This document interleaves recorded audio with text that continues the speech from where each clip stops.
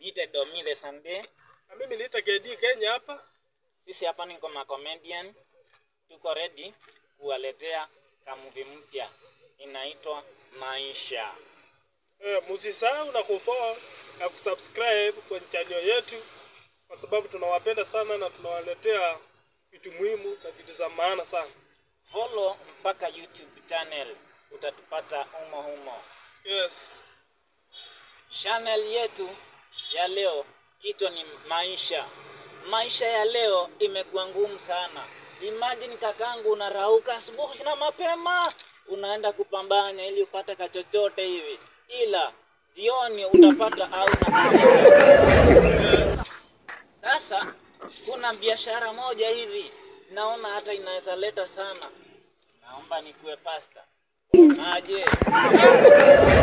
Kwa pasta mimi hapa sikubali kwa sababu kazi ya pasta ni ngumu sana na sijui kama huyu kama anaweza kuwa pasta ambia watu vizuri. Ama mnaonaje ndugu zangu? Pasta utarauka mapema, uende kanisa. Ukishadunda kanisa tu hivi papu wewe tulia. Wanaleta sadaka, wanaleta utoaji, wanapela tutolee pasta hivi. Unaona? Shikilia rais kwa sababu watu wakitoa fungu la 10 wanajua matatizo yao yote itaacha kwako tu, utapambana wewe mwenyewe. Ukishindwa matatizo yote itakufuata wewe mwenyewe. Ama mnaonaje ndugu zangu? Sio tapeli. Ama niaje mnasemaje? Sio tapeli, lakini hawa mtu mzuri. Bora mimi ninunue Biblia, nikae kwa madhabahu niwaombe nikiomba. Kwani kuna venye nitaomba kwa madhabahu hivi nikose kupata hela, si mtaniletea au sio? Nini? Ndugu zangu hapo mnasemaje? Lazima hela tutafute. Penye pote pele sasa yatoka. Lakini mwambieni kuna wito. Sio unaropoka tu unasema mimi nataka kuwa pastor ama kuenda kufungua kitu kingine hapo kando.